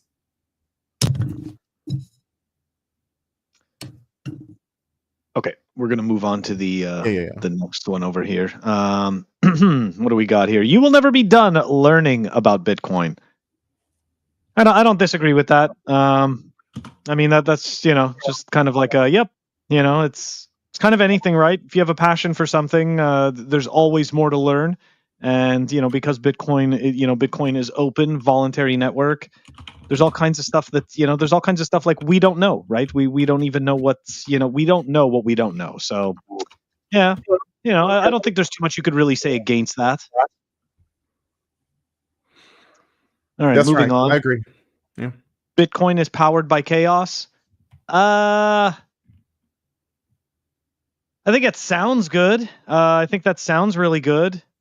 All these Bitcoiners, they like this. This is just hyperbole. That's the Max Kaiser thing. Like, it's such a jerk off kind of kind of statement, but it's like, hippies. It's so open-ended. Yeah, sorry. No, fine. Go ahead. I was just going to move on to the next one. So do you want to say what you were No, going to say about no. What I just said is it's very open-ended. I mean, that could mean many different things. Yeah, that's all I had to say. I mean, it's that's you're absolutely right, because then we can start getting cosmic about it. Yeah, be autistic about it. Be like, is it really powered that way? No, it's not powered that way. Exactly, right? It's like it's not really powered by chaos, but then you can start talking about like the what is it, the heuristic and the aneuristic illusion, right? Like the illusion of apparent chaos or the illusion of apparent order. And like, so it's, it all depends on which rabbit hole you want to go down. Anyways, all right. Yeah. Bitcoin is the only game in the casino that we can all win. I don't know. That sounds so socialist to me. It's like, what the heck does that mean? First, I mean, winning. I mean, like, here's the catch. Everyone doesn't win with Bitcoin, because if we say that central bankers don't win, people who benefit from money printing don't win. Like, for instance, people who have their whole careers are based on how much the government prints. We're dealing with that with the Doge stuff right now. It's like they don't win. So I feel like, just like with any action in free market economics, there's winners or losers. If we all win, then technically it's not free. It's not the free market. Yeah. And if you buy in at like 65,000, it goes down to 15,000 and you die the next day, you didn't win. I mean, you didn't win because you died, essentially. But like, yeah, it's 15,000. Like you didn't win. You didn't come ahead. No, it's true. I mean, like, there's all different types of. See, this is kind of the problem with some of these things, right? Because they're so general and vague that, it's like to a certain extent, they become ineffective, right? Because they're so general. Like, maybe this was meant to motivate people or to make them think, but in the end, like, it's, some of it is just so vague. Anyways, Bitcoin is the one thing in the universe you can truly own. Again, this is kind of like hubris. This is, like I maybe if you want to say it's the one thing on Earth, right? Fine, right? On this planet, sure. But like when you start concocting up the whole universe, I think you're kind of stepping out of your, it's like stay in your lane, bro. Just fucking, put the bag, put the fries in the bag, bro. It's the cosmic stuff, man. Like, people are treating this as like, again, I think it's a brilliant technology, but like, yeah, of course, cosmic stuff. Like, you're an engineer. You're not a spiritual leader, but people are looking for gods, and they're finding it, and that's why they need Satoshi. It falls back like all this cosmic energy. Where's Satoshi? So I can bend the knee and worship at his feet and tell him how to change the code. It's really crazy. It's interesting, the parallels, right, between Bitcoin and religion. Maybe one day we'll do an episode on that. And even though tons of people have talked about it 1,000 times, like it's definitely something that, and I'm sure it'll offend a whole bunch of people. So we'll want to do that one. Okay, so everyone gets Bitcoin at the price they deserve. Yeah, I mean, I guess so. I've said that 1,000 times brainlessly. I don't disagree with it, right? I don't, because in the end, like I've seen some people who were just super stubborn and they got into it, right? Whenever they got into it. But at the same time, we can also, however, we can argue that there's some people that just have amazing luck for whatever reason. They are the right people at the right time, at the right place. And it's not necessarily that they deserved to get Bitcoin. Then it just happened, right? Like, and I'll say this from a cosmic standpoint. Yeah. Well, I mean, just from a cosmic standpoint, who are we to judge what people deserve or don't deserve? And that's exactly. It's such a bigger question, God, right? Yes, I mean, it's a bigger question. It's only applicable. Okay, so it's like you tell somebody about Bitcoin, they are knowledgeable. Like, I mean, you've told them everything, they've done the research, and they still don't want it. Then you could say that. You could say they didn't buy into it. They decided not. So they got it at the price they deserved. They bought in later. But I think about that a lot, and that's one of the things when you talk about like Bitcoin evangelists, like you have this idea of, And I wish somebody would have told me about it earlier, because they didn't. You know, where were you? Where were you people? Like, why didn't you tell me about? Because nobody did, and I wasn't looking for something like that. You know, I mean, could I have used it? Of course. You know, there are many times. I mean, it's so I don't agree with that statement. I agree with that statement only to the extent where you've told somebody about it, they know about it, you understand that they have a great understanding, and they're just like, no, this is stupid, and you're stupid, and I'm just going to trust the gold and Fort Knox. It's, you know. I think that's what it boils down to. Yeah, I mean, there are people who have been warned and choose the opposite way, and and to them I will say that statement. But there are a lot of people who I'll say this. So no matter what, all people will benefit from a Bitcoin standard. I think all people will benefit from a world where we don't have money printing. So even if you don't get Bitcoin until it goes to the price that fiat dies, whatever it is, 25 million, 30 million, whatever it is, those people who work from then on will be working for hard money. And I think that's a good thing. Even if you never adopted, even if you were the absolute latest adopter, if Bitcoin's still there where it dominates how we do commerce, you win. Yeah. Very good point. Okay. Sorry. I was grabbing the comments. A lot next of good comments in there. Thank you, guys. Yeah, no, there is. There absolutely is. Only buy Bitcoin when with the money you can't afford to lose. Okay. I mean, it's not incorrect to a certain extent, right? Always these things are to a certain extent, because I know some people who, like, you know, essentially just over leveraged themselves to buy Bitcoin. And unfortunately, you end up in a situation where you're stuck selling Bitcoin at the bottom of a bear market, right? Like, that sucks. You know, like that's awful. Huh? Is that what he's saying? I don't know. I don't know if that's what he's saying. That's what he's saying. I think, yeah, I think only buy Bitcoin with the money you can't afford to lose. So you're essentially saying, like, if you have, I think what he's saying, you have a 1,000 units and you say, I don't want to lose this 1,000 units of this value at this time, so I'm going to put it into Bitcoin. But he didn't say, you know, don't, you know, only buy Bitcoin with the money that you aren't afraid to lose. So it's like, and I think that's what he's countering, because a lot of people, like traditional finance people, it's like, oh, okay, yeah, you can go speculate, but only speculate with the money that you're willing to see go to zero. So I think he's countering that, because he doesn't want to leave his position that he says mortgage your house, mortgage your everything to buy Bitcoin, which is what he's essentially doing right now. He's mortgaging his companies, he's issuing all this debt to buy Bitcoin.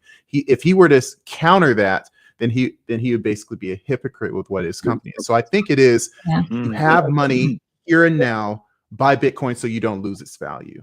Well, it's that you can afford to lose money. Everyone can afford to lose money, is what he's saying, is Bitcoin is more valuable. I mean, but that's the sentiment I get based on what he said in the past, because he does say, oh, you know, take a loan out, you know, it's just, he's all about going all in. So that would be a very odd statement for him to actually have that conservative viewpoint, like, oh, well, if you only have $1,000, I think what he's saying is the fiat is useless. So right. So then just go put it into Bitcoin. Yes. It's an all-in statement, right? Right. Yeah. I think that's a more correct interpretation. All right, number 10. Tickets to escape the Matrix are priced in Bitcoin. I mean, I get it. I get what he's saying. But you know, it's kind of like, it's kind of a meh statement. What's the matrix to hit in his eyes? You know, when we think about, I mean, he is creating fiat instruments to bring in the bond to compete with the bond market. So isn't that more of the Matrix? Yeah. I just think that, again, he's virtue signaling. He knows that he'll get a few cyber hornets or some cypherpunks to say, yeah, but dude, like, I just wish he would stick to one persona rather than try to blend in with a bunch of different ones. I just think he's being a chameleon. It's not a good look. Yeah, I agree.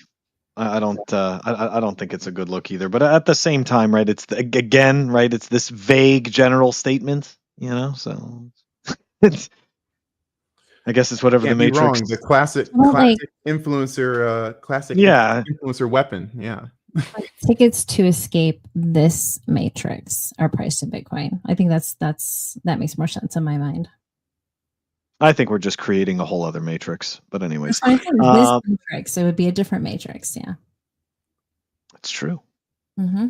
Kind of reminds me of, anyways. Okay, moving on. Bitcoin Insight is, because it's never going to stop. Bitcoin Insight is restricted to those with a need to know. You know what? He's not wrong. On that one, I get it, because essentially, like, you're really not going to get that aha moment without the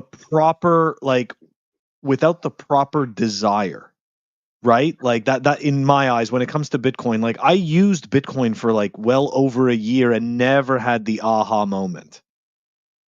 For me, it was just this fantastic medium of exchange that, I had wished I had found sooner. I didn't understand any of its other properties, and that moment didn't actually happen.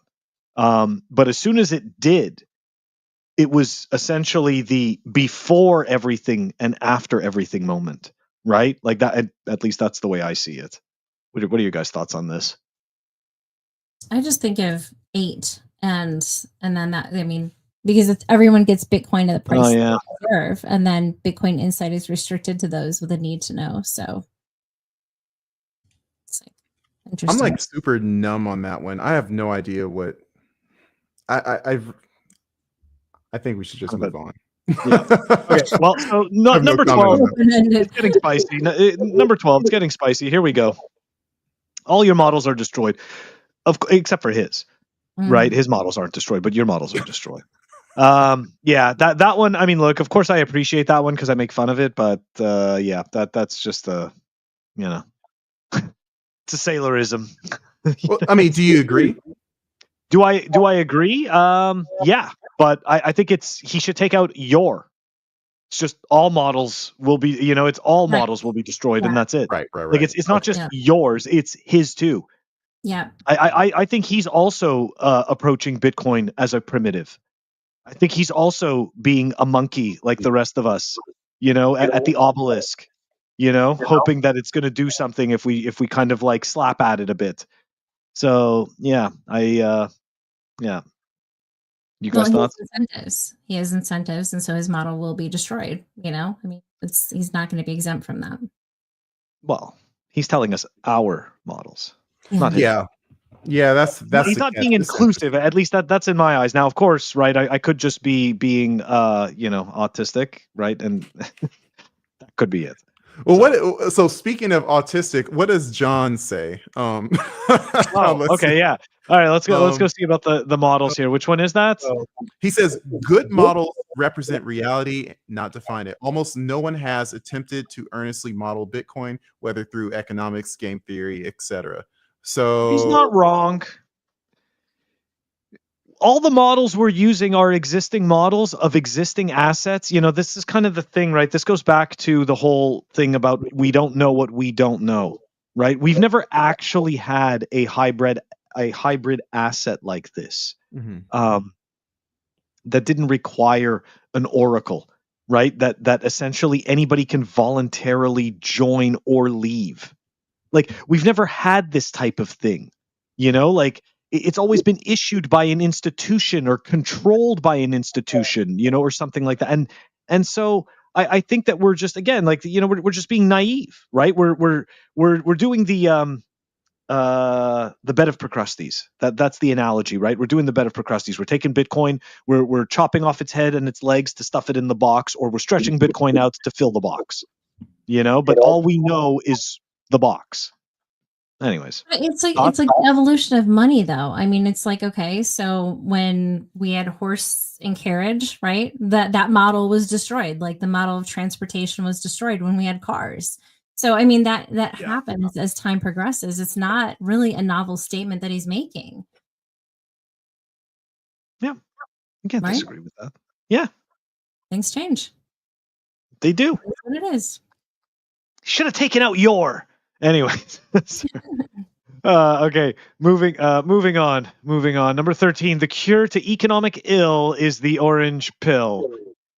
I mean, now we're just going down the Dr. Seuss route. He's running out of shit, so it's fucking Dr. Seuss time. I don't know what you guys have anything to say on that. I feel like he all he did was grift off of Lucio Paletti, you know, the Bitcoin artist. He's like, yeah, I'm gonna take Lucio's pill and make it my own. Yeah, and I would say that that's probably, you know, if anything, these 21 rules should be bringing in a lot of nuance from a lot of different people. You know, it shouldn't just be, here's what I created all by myself and I'm right. You know, I think that that's probably a good thing that it would have been nice if he, you know, gave tribute to the owner, but at the end of the day, like, it doesn't matter. I think he's trying to summarize a lot of things that these euphemisms and these narratives that we use to describe Bitcoin. I think it's an okay statement. I don't think at the same time it means anything in particular. So you can't fall back. Okay, what does that mean? How do I apply that to my life? It doesn't mean anything. So I think, I think for me, like what triggered in my mind, like it's an interesting statement, but think about the changes that a lot of people make in their lives when they're like orange pilled, right? There's a lot of wonderful changes. I mean, you live a more conservative lifestyle. You're a lot more aware of your spending, which of course goes along with that. You adopt more of a healthy lifestyle. Your eyes are open to what's going on in the world. So that statement does actually have a lot of power, but it's a very personal, you know, you have to think about what that means for you personally, because we all have our own orange pilling experience. That's a good point. All right, we're gonna move on to the next one. Oh, whoops! Sorry, guys. There we go. I didn't mean to get rid of everybody there. I want everybody here. Here we go. Okay, so this is where, number 14, man. This is the one. No one is better than their incentives. That's right, guys. You're reading this correctly. Be for Bitcoin, not against fiat. Boo. That's all I got to say. It's just so, like, I mean, was anybody expecting him to say anything else? Like, really? Like, of course, one of his rules is going to be, right? Like, don't forget, guys, love the state, you know, love your dollar. And it's like, come on, man. This is so weak. But it's unsurprising from him because his stance has been this at least for the last year minimum that I could think of. Minimum.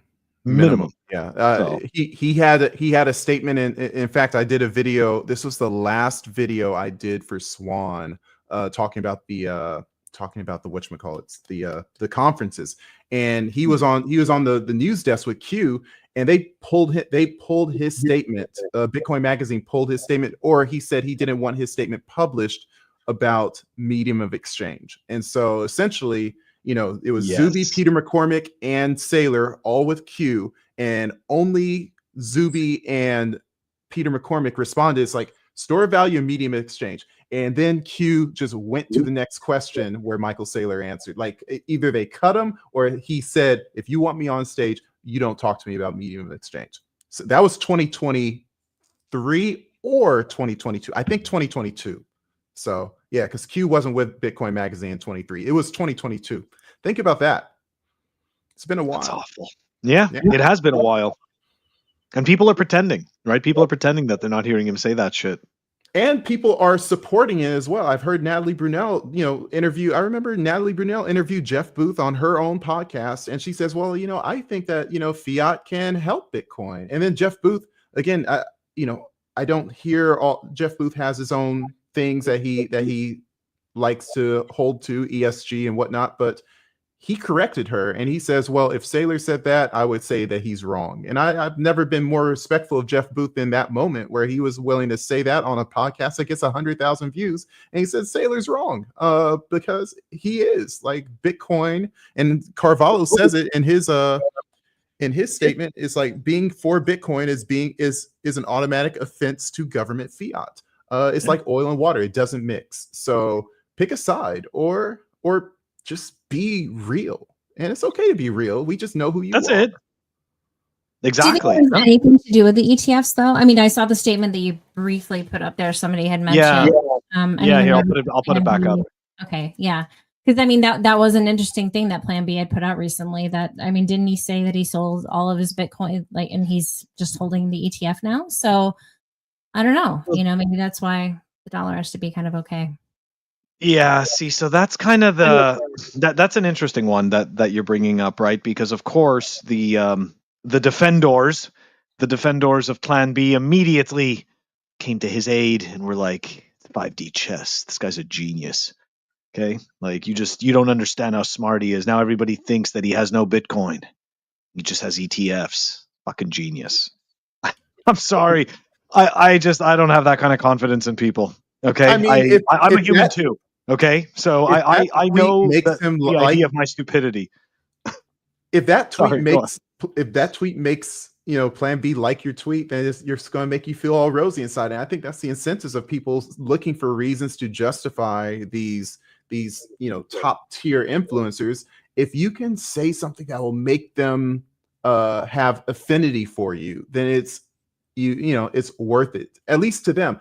I don't play that game. I just don't care. I have a real job. I have a real life. I lift my own weights. I don't need someone to I don't need someone to take me to the promised land. So I don't really care to give someone an unwarranted compliment or to look for reasons to justify their BS. But guess what? People like Plan B, Michael Saylor, the Cardones, all these people, they're used to people essentially simping for them, and they can do no wrong. And why did he have to announce it? Why did he have to put that out there? I mean, that's kind of a personal thing. Just keep it to yourself, right? Like, why? The ego, he can't do no wrong, and he's probably testing those waters. 5D chess. Just remember, okay? Anytime they do something like this, anytime any one of these people does something like this, it's 5D chess. Yeah, the government does it, but it doesn't matter.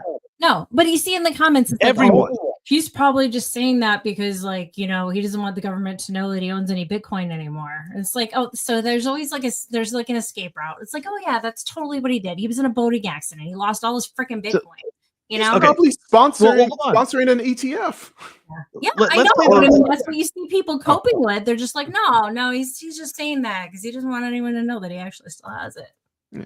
So let's play that scenario out, though, right? I try to imagine this being audited by the by the IRS. I'm sitting there with my IRS agent, and they're like, "I see, according to this tweet, that you bought some Bitcoin." So then I go and I pull my tweet later on, and I go, "No, but look at this tweet." Exactly. Fucking bought ETFs. Right there. 5D chess. Everybody, why don't you believe me? I don't think that tweets. The tweets don't work. What do you mean? It's not but the boating accident. Come on, diary. Come on, seriously. The boating accident. Come on. They don't believe. Okay. Anyway, sorry. All right. Moving on. Because we still have. Again, I screwed up. Hold on. Sorry, guys. I suck at this thing. Getting better. All right. What was the next one? Okay. Bitcoin is for everyone. Yeah, whatever. It's just like a throwback to like 6 years ago. Okay. I would say anyone. Yeah. Exactly. Yeah. And we're not going to go not necessarily for everyone, I guess. Well, maybe it's for everyone that wants to use it. It's for anyone, but not everyone. I think is that how how our code goes? Different than the word anyone. I say everyone is more of a global kind of disposition where it's like no matter what, we're all included, but anyone is particular. So anyone is conditional. So therefore, the particular is the person who participates in, and for the reasons, and the reasons abiding by the laws or the rules around Bitcoin. If you don't abide by them, you can you get wrecked or you lose your coins or whatever. So I'd say it's anyone that wants to play by the rules of Bitcoin. Voluntary network. That's why Voluntarism. anyone makes sense more than everyone. Yeah. Yeah. All right. I can agree with that. All right. Moving on. Learn to think in Bitcoin. All right. So I guess this is the I'm assuming that he's referring to the change in, not valuing everything in fiat terms. Obviously changing your mind away from the standard what is it, our standard clock format to the to the essentially block times, right? Or the 4-year cycle, which does kind of affect your perception of time in a way when you start doing that. I mean, I think it's a nice thing to say. It's a philosophical point, right? It's a platitude, but it doesn't really have any. I don't know. Doesn't really have any legs, so to speak. I just don't want people to go down the path of like everything. Bitcoin is this psychocentric kind of thing where everything revolves around Bitcoin. I think Bitcoin is a tool for freedom, and we have to remember that. So when people start talking about money and they say, oh, you have to start investing in stocks are the way, it's like, then you could say, no, you should be saving in Bitcoin. That's good. But when it's like, some sort of, social kind of dynamic of, dealing with, racism or some weird, some other stuff that's just so far from, your daily savings. Let's deal with things in there. Let's keep things in their playing field, and let's not make Bitcoin about everything. And I think that goes probably goes back to Bitcoin fixes this, and obviously it doesn't fix everything. I think it's indirectly related to a lot of things, but let's keep it in its lane. Well, how about like the one Bitcoin is one Bitcoin? So like that mentality, just keeping that in focus. Yeah. The unit of account. $100,000 one day. Well, it can be $15,000 the next day. I mean, that would be terrible for some people, but I mean, there's volatility. And so I think that's what I think of when he's talking about that, is that one Bitcoin is still always one Bitcoin. I think he should have wrote that instead. Yeah, I think it would have been. No, I'm serious. The one I think he should have wrote what you said. I'm surprised he didn't. Yeah, one Bitcoin equals one Bitcoin. That would have made way more. Yeah. I mean, if you think about it, like people will be talking about, like, we have these conversations in spaces, and some hardcore maxi will come up. I mean, we're maxis, but like someone you're still pricing things in fiat. That's your problem. Yeah. And it's like, okay, well, that's cool. Thank you for the reminder. But like, it's just simplify it. One Bitcoin is one Bitcoin. And it's kind of like a calming technique. It's like, oh yes, that's right. The mantra. Yeah. Yeah, it's like a mantra. I like that. A calming mantra. Yeah, it is. Yeah. All right, we're going to move on to the next calming mantra here. We're almost at the end, guys. This is it's the home run stretch, all right? What is it? You don't change Bitcoin, it changes you. Yeah, I mean, like that's a solid, easy one. That's a solid, easy one to I think to grasp onto. I don't have anything to say on that one, really. It's just obvious. We all know, and we all have a personal journey. If it doesn't change you, then I don't know. You probably don't really understand Bitcoin. That should be it. Why didn't he have that in there? Right? Seriously. No, you're right. Really understand Bitcoin. That would have been change you. John Carvalho says Bitcoin is too, like, I think Bitcoin is too easy. I don't think he says too easy. Wow. Well, he's saying Bitcoin is too easy to change because users accept Bitcoin core governance over the code and do not understand anything that happens in that level. So I guess what he's saying is Bitcoin is easy to change. I think they were both talking about two different things there. Mm-hmm. Like John's talking about it at the code level, and I think that Michael Saylor's talking about it at a philosophical level. Yeah, so I think all right. Well, anyways, let's move on to the next one here. The next one's pretty cringe. I'm just gonna warn you guys. Laser eyes protect you from endless lies. It's that Dr. Seuss shit again. I mean, like, it's just a meme. It doesn't protect you from anything. Like it's So focus. I don't know. I feel stupid. So all of a sudden, right? if laser eyes are trying to be Like are he's trying to insulting depict us. focus.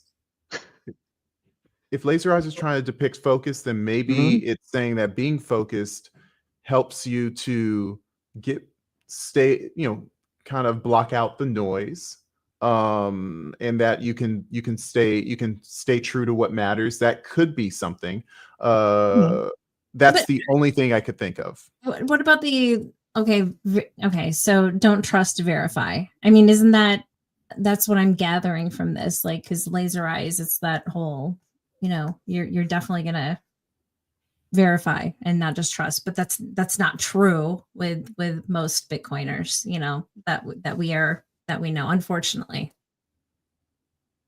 Do you guys get that vibe or no?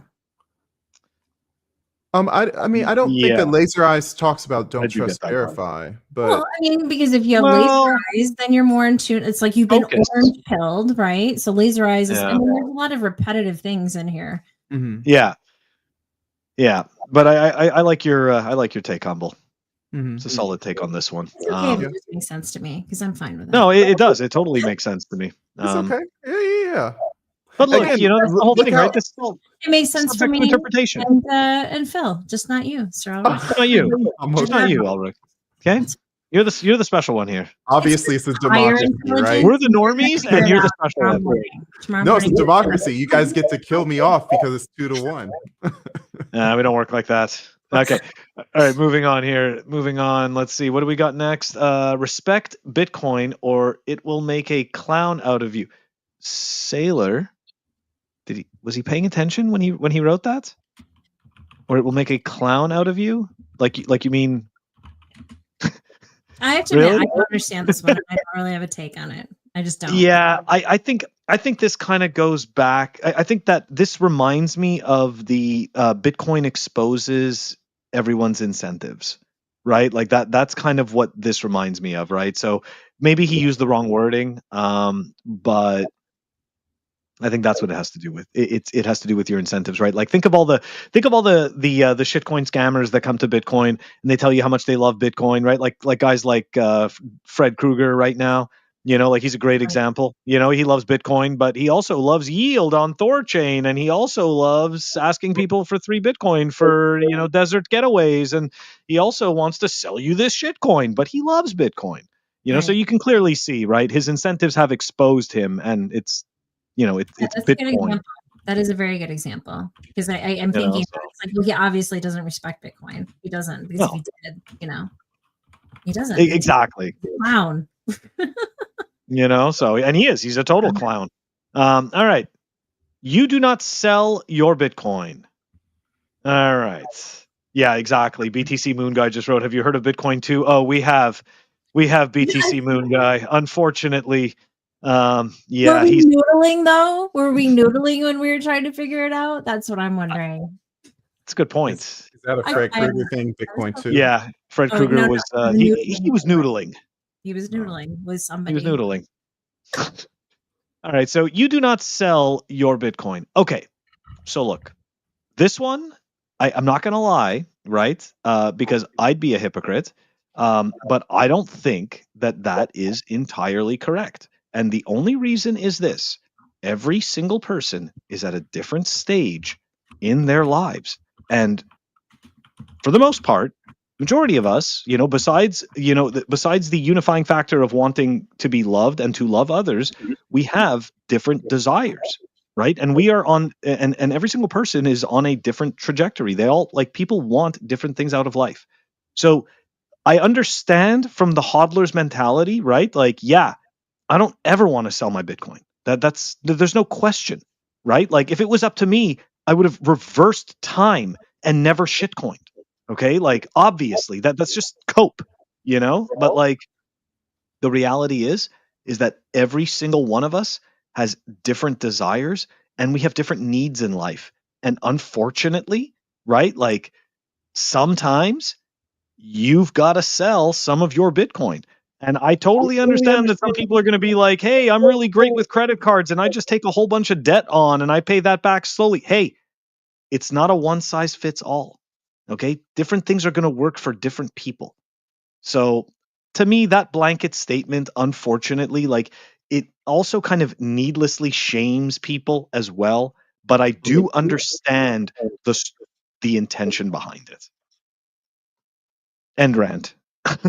No, I mean, I totally agree with that. Because like for me, it is a very personal thing. And you think, okay, so if somebody has Bitcoin and they're able to purchase a home, I mean, you hear of people who spent 1,000, I think, I'm not going to name who it is, but somebody had mentioned something recently where they bought a home for 1,000 Bitcoin. And now they're like thinking about how much that Bitcoin is actually worth. But still at the time, like you wanted that security. You're still obviously in Bitcoin. You're still all about it.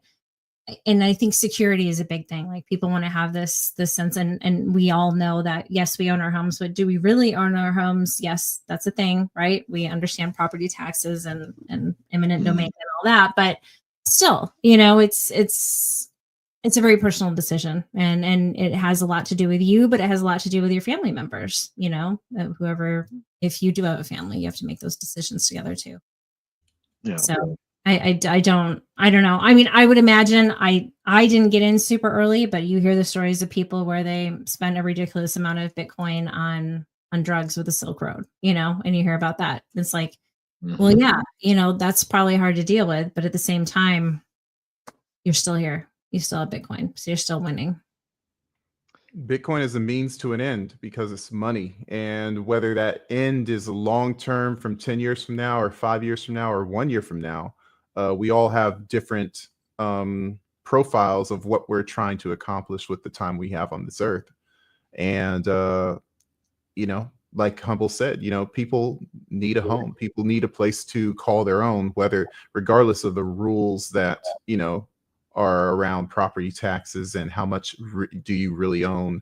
Michael Saylor can preach from a high horse because he has himself multiple homes and at least one yacht. So it's like, is he telling people not to have the basics that he has? So I'd say that there's a reason why Bitcoin should be at the top priority for all people who have any surplus and savings. But that doesn't mean that you should not have a home, that you should not have a car if you live in a place that needs a car, that you should not have clothes and not clothe yourself with, or not clothe your children and give your children good quality food. So it's like we all have our incentives and our profiles, depending on where we are in life. Yeah, it's a very good point. And the chat's lighting up on this one. So Inspiring Formulas wrote, which of us is buying one of those seasteading ocean homes from Tony Vase? No, I'm definitely not buying any of that stuff. I don't even know what that is. I missed that one. I missed that. Oh well. Is that some like Bitcoin citadel of the near future or something, or what? Everybody's building stuff. Everybody's trying to separate everybody from their Bitcoin. Like this is how it works. Look, Bitstein still to this day wrote the best article. Everyone's a scammer. Okay, it's the best. Everyone needs to read it. Everyone needs to listen to it. It's just like this just describes all of us as humans, right? And once we start to understand this, then it all starts to make sense. Anyways, all right, last one, guys. This is it. This is the last one. Check it out. Spread Bitcoin with love. My love is different from your love. I tell you, some people think I'm absolutely batshit crazy, and but I guess if I didn't, well, it's like, I guess what I'm saying is, when I spend time and energy to tell people and have fervency about Bitcoin or anything, and I want to virtually shake them and say, listen to me. There's a different affection I have for them versus the casual person that is in my office or even my neighbor, and I don't say anything to them. So if I take the time to deliberate and to spend 15-30 minutes multiple weeks talking to you about it, it's got to be from something more than just a casual, like, listening to myself preach, because I have a YouTube show. I can preach as much as I want. So why am I talking to you? It's got to be from love. But some people would not see it as that. Right. And it's your version of love. Like there's tough love. There's tough love. And a lot of people don't understand what that is. And then there's the other love that, you know, isn't quite as tough and straightforward. Takes a lot longer. That's a whole other rabbit hole. Once again, it right? is. I know. It is. It truly is, because I'm not going to go down that road. It's because love is not that simple. Okay, love is not that simple. No. There's compassionless love. Okay, there's like essentially, right, like quote unquote the love of humanity, right, so to speak, where it's like in order to do the right thing, so to speak, like you must sacrifice yourself and stuff like that. There's so many different iterations of love that, like, yeah, it definitely deserves its probably should go into the same episode with religion. I know. I mean, if you're exerting energy to us is very valuable. I mean, it is to everyone, but we're very well aware of it. So you're definitely spreading love when you're exerting energy to tell people about Bitcoin, no matter how it comes across, whether it's tough love or what have you. You're spending the time. If you didn't care, then you wouldn't exert that energy. Right? Yes. That's exactly the point. I like that. I'm surprised Saylor didn't talk about time and its scarcity. But I mean, that's like the biggest thing. That's one of the biggest things that when I became a Bitcoiner, I was like, God, you know, like you have conversations with people and you're like, will you just shut up and get to the point? Like, I don't have time for this. There's 24 hours in a day. Just say what you want. I mean, you know, like even with your spouse, you're like, did you really just need to spend 5 minutes telling me this when this has nothing to do with anything in the next like 5 years? And just respect the energy and the time, right? It's so funny. You become like a time maxi, but is important. It is. It is. Value it because it goes and you can't get it back. No, you cannot. You just totally reminded me of when I first moved to the States. I was invited to a backyard barbecue, and obviously I didn't know anybody. This was a coworker, and he invited me, you know, to a house party, and I was very grateful. And I'm standing around out back around the fireplace, you know, like the fire pits, not talking to anyone because I don't know anyone. And I'm not one of those people who's just going to randomly walk up to people and start talking to them because I think that's weird. So this guy randomly walks up to me and starts talking to me. Starts telling me about the wood that he chopped and where he placed the wood and all this. And I'm thinking to myself, I'm like, is this really the fucking story you came up with, man? Like, this it? I was just, and to me right there, that illustrates your point, Humble, about the respect of time. Like TLDR, you chopped wood and you stacked it. That's it. 2 lines, man. Yeah. I didn't even need to know you did that. You guys didn't even need to know that story. Okay? Did you even ask if you liked wood before I started? Couldn't care less. Just came over, told me his name, and was like, "Yeah, I was chopping wood this afternoon. You know, stacked it up on like, you know, this side of my lawn." Like, nobody cares. Nobody cares. Anyways, nobody else would talk to him. Nobody else would talk to him. That's why. Right? Yeah. and of course, right? Like I had to reproach the guy who threw the party. I had to tell him about his friend. I'm like, you know, you have one of your buddies just randomly walked up to me, starts telling me about his chopping wood story. It was just terrible. I'm like, these are the kinds of people that you know, man. I'm letting you know. These are the kinds of people that you know. But yeah, guys, this 2 hours, pretty much 2 hours flew by. Okay, like this was a crazy episode. We covered so much. I hope everybody enjoyed it. I hope it gave some people some food for thought, or maybe it made some people realize they're a lot smarter than they thought by listening to us. You never know, right? Either way, I hope that everyone enjoyed it. But before we go, everybody shill their stuff. Humble, start with you. Shill your stuff. Okay. I have the Orange Habit. It's theorangehabit.com. So it is Bitcoin apparel. And yeah, it's the brands that I have: Sovereignty, Nikki Nakamoto, which is kind of fun. Actually have incorporated, since the last session that we had together, home goods and pet stuff. So it's Orange Habit Home and Maison Toshi, which I'm still coming up with like a logo for. Ooh, but there's it's like really a lot of French. people out there. I know, yeah, it's House of Toshi. Maison Toshi. All right.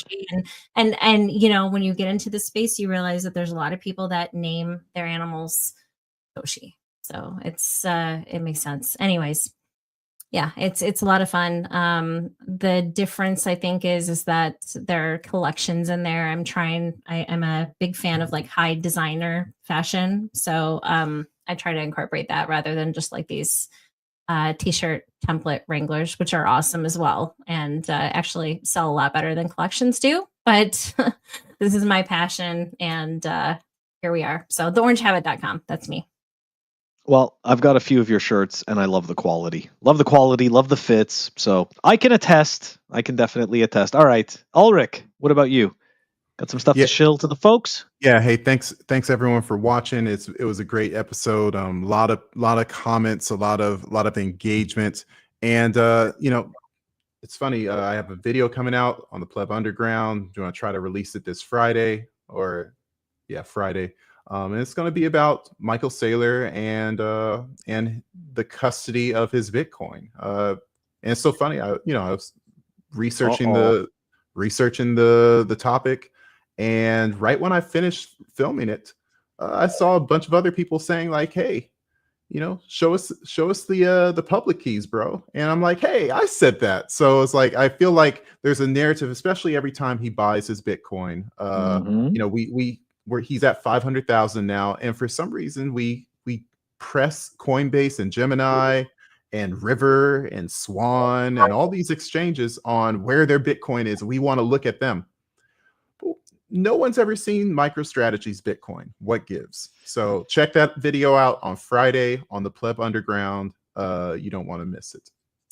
You've got me intrigued. I'm like, yeah, it's true, right? And to your point, we are seeing more Bitcoiners start to be like, hey, where is that proof of reserves, huh, Mr. Saylor? Always talking about that magical yield. Anyways, guys, as for me, right? Don't forget to check us out. This episode is after it's live, I'm going to also put it on our audio only platform. So don't forget to check us out on Apple Podcasts, on Spotify, and Anchor. And of course, if you want to stream sats, check us out. Check Pleb Underground out on fountain.fm. That does it for this month's live episode of Pleb Underground. Guys, hope you had a great evening or day or whenever it was the morning for you. Who knows? Anyways, we will catch you on the next one. Peace.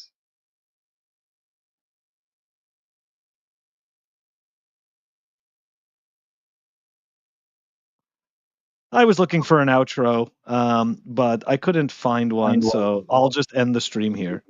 Sorry, guys. Take it easy.